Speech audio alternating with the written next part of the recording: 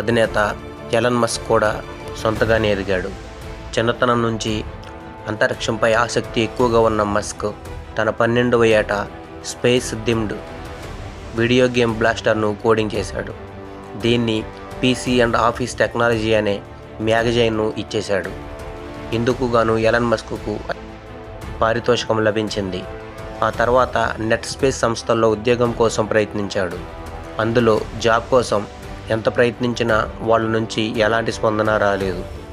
దీంతో Kimball Greg కౌరీతో కలిసి 1995లో జిప్2 అనే సాఫ్ట్వేర్ కంపెనీని స్థాపించాడు. అప్పటి నుంచి అంచెలంచెలుగా ఎదుగుతూ ఎక్స్కామ్, పేపాల్, స్పేస్ ఎక్స్ సంస్థలను ప్రారంభించాడు. ఆ తర్వాత టెస్లా మోటార్స్లో పెట్టుబడులు పెట్టిన మస్క్ కొంతకాలానికి ఆ సంస్థను దక్కించుకున్నాడు. మార్క్